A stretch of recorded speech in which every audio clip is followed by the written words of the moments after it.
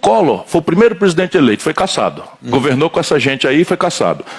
O Fernando Henrique governou com essa gente, o PSDB nunca mais ganhou uma eleição, nem está disputando hoje. Tamanha desmoralização que aconteceu. O Lula foi bater na cadeia governando com essa gente. A Dilma foi caçada governando com essa gente. O Michel Temer foi bater na cadeia governando com essa gente. E o Bolsonaro está aí desmoralizado governando com essa gente. Ou seja, eu fico pensando, eu não quero ser presidente para ser caçado ou preso. Eu quero ir para sair pela porta da frente, como Itamar Franco saiu, fazendo com que o povo brasileiro me bata a palma e me reconheça como o cara que mudou a vida do povo brasileiro. Como é que eu faço? Como é que eu faço? Como é que eu faço? Um homem experiente como eu. Vou propor.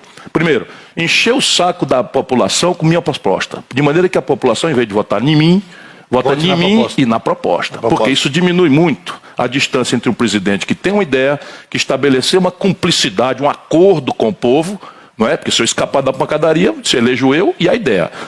Mas eu quero usar aqueles 6 primeiros meses, que é mágico. O presidente, se o Fernando Henrique tivesse proposto uma reforma, dizendo, ou passa isso aqui ou não passa o real, tinha passado tudo. O Lula, 86% de popularidade, o líder popular mais carismático da democracia brasileira, não propôs nada para botar a culpa no Congresso. Essa é a questão. E depois dos 6 primeiros meses, que é durante os 6 primeiros meses, o que é que eu vou fazer? Eu vou trocar a negociação do toma lá da cá, da corrupção, da fisiologia, que está desmoralizando todo mundo, por um novo acordo com os governadores e prefeitos. De novo, a minha experiência. O deputado está em Brasília, ele só atende os lobbies, os grupos de pressão, a corrupção, o dinheiro para a campanha, ou o prestígio, qualquer coisa. Nem é sempre corrupção, não. Eu conheço bem o parlamento. Ele só respeita mais do que isso o prefeito e o governador que dão a eleição dele. Então o que é que eu vou fazer? Eu vou pegar os governadores e prefeitos e fazer um grande acordo dando em troca um refinanciamento da dívida dos estados e municípios que estão tudo quebrado. Manda piso disso, piso daquilo, e a lei, o Bolsonaro dispensa imposto, ou seja, está diminuindo a receita, aumentando a despesa, e os meninos do Ministério Público tudo botando defeito em prefeito, botando defeito em governador, está um caos.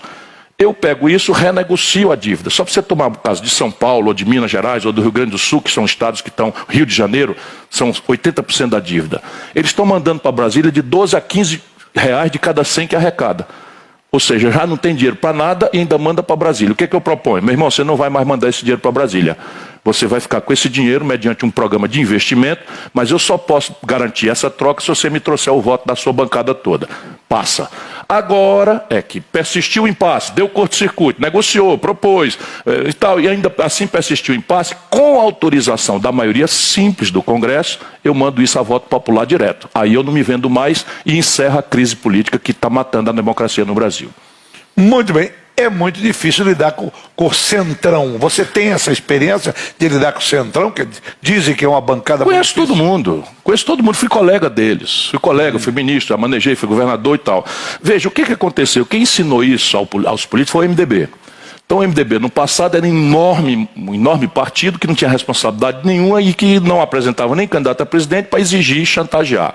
Essa pedaceira de PP, PL, não sei o que, aprendeu isso, se juntaram e fizeram uma espécie de sindicato do Dal desce, o sindicato do Dal morre. Isso só acontece com um presidente que não tem moral, que não tem autoridade. Por quê?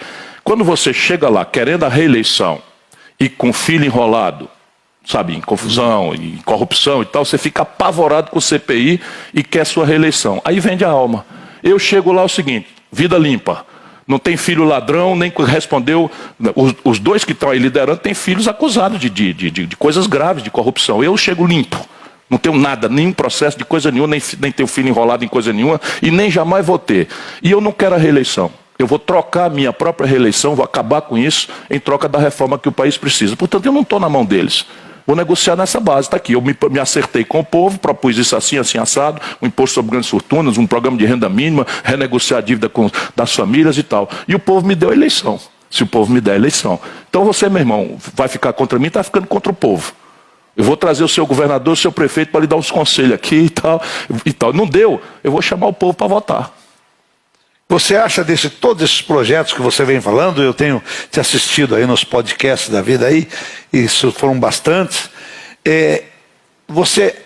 qual dessas propostas você acha que chama mais atenção do seu eleitor? Sob o ponto de vista popular, é o refinanciamento da dívida. Mas hoje uma carga de propaganda do sistema financeiro, porque isso é a nova escravidão. As pessoas acham que é necessário, as pessoas acham que é uma coisa justa, que é uma coisa muito boa, mas estão todo dia bombardeadas com o deboche para dizer que não é possível. E é perfeitamente possível e muito simples de fazer. Eu só quero que passe a bola para mim, que eu resolvi isso nos 6 primeiros meses. Corrupção, que todo mundo fala, todo mundo falou de corrupção, tiraram a Dilma por causa de... Pedalada fiscal, aquela pedalada fiscal e corrupção. A gente sempre está falando disso. Você acha que o Ciro consegue acabar com a corrupção? Quem prometeu isso para o povo não passa de um mentiroso grande. Por quê? Porque a corrupção é que nem o pecado. É uma fraqueza humana. Então você mexeu com o dinheiro dos outros, lá se vai a tentação de você pegar o dinheiro. O que eu posso prometer? Eu posso prometer que eu não me corrompo. E eu digo, como assim? Eu já tenho 42 anos de vida pública. Se eu quisesse me corromper, já tinha acontecido no passado. Eu fui prefeito da 5ª capital do Brasil, governador do 8º estado brasileiro, ministro da Fazenda, canetona do Tesouro Nacional, estava na minha mão. Nunca respondi por nenhuma acusação injusta, quanto mais justa. Mesmo. Nunca, nenhuma vez na vida, nunca. Pode pesquisar à vontade.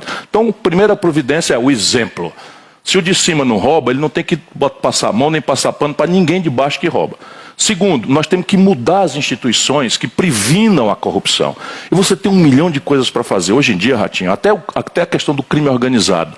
Você tem uma ferramentaria tecnológica com algoritmos em que você rastreia o dinheiro, mas, rapaz, é quase como se você estivesse vendo o fato acontecer, o que a eletrônica, a tecnologia pode permitir de fazer. E o Brasil tem um governo analógico, tudo no papel, justamente para permitir a venda de dificuldade, quer dizer, a criação de dificuldade para vender facilidade. Por exemplo, vamos dar um exemplo do Rio de Janeiro, que ninguém consegue consertar aquela briga aí, sobe polícia, dá tiro, aquilo. Você tem uma ideia para o Rio de Janeiro? Eu tenho uma ideia para o Brasil. Deixa eu explicar para você que tem uma sensibilidade muito grande. Hoje as periferias do Brasil não estão mais sob o controle do Estado brasileiro, nem das nossas autoridades.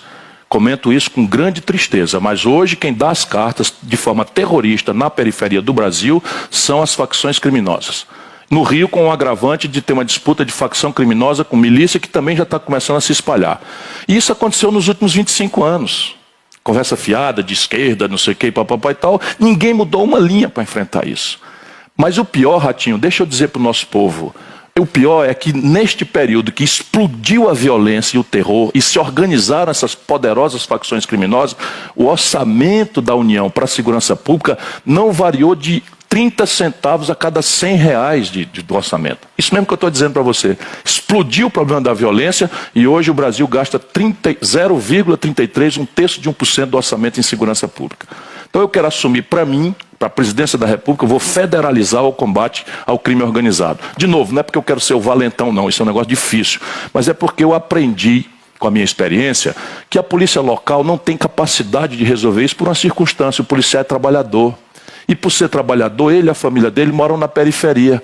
Ele sai para trabalhar, a família fica ali. Ou ele tem um pacto de não agressão com a facção criminosa, ou o terror vai tomar conta. E ele vai relativizando. Ele acha, olha, eu vou combater aqui o narcotráfico quando eu sei que o burguês lá da zona sul do Rio, falando de combater o fascismo, está cheirando cocaína desbragadamente e nunca houve uma batida policial nos apartamentos da esquerda caviar do Rio de Janeiro, que prestam de serviço mortal ao Rio e ao Brasil. Percebe? E isso eu vou assumir para mim por isso, porque o policial local ele não tem condição de fazer. Mas em vez de ser aparato, subir com o exército, tudo isso é mentira. A experiência internacional mostra que o que você faz é tecnologia, inteligência policial, reconhecimento facial, siga o rastro do dinheiro. Muda a legislação para expropriar o patrimônio no ponto da lavagem de dinheiro e isto resolve o problema. E aí quando prender cirurgicamente o chefe, corta a cabeça, leva para um presídio federal, muda a legislação, proíbe a comunicação do chefão com a sua base, mesmo e especialmente, ao que meus colegas vão achar ruim, com os advogados. Você não pode deixar um chefão do crime organizado estabelecer comunicação confidencial. Nós temos que mudar a legislação. Ok? Pode ser protegida, fica lá gravado, sem ninguém devassar, mas não é possível mais fazer o enfrentamento do crime organizado sem inovar tecnologicamente, com inteligência policial e com uma mudança na legislação e uma mudança no orçamento. Reforma tributária, você vai conseguir fazer com esse Congresso a reforma tributária? Está escritinho aqui todos os processos. Veja, o Congresso brasileiro tem muitos defeitos. Reforma tributária, para quem não sabe, é quando tem que baixar para todo mundo pagar menos imposto. Eu tenho dito, Ratinho, que no Brasil, PT, Bolsonaro, eles fazem uma denúncia de... Você é da esquerda ou você é direita? O meu projeto é de centro-esquerda. O que eu centro é o seguinte: apoiar quem produz e quem trabalha. Eu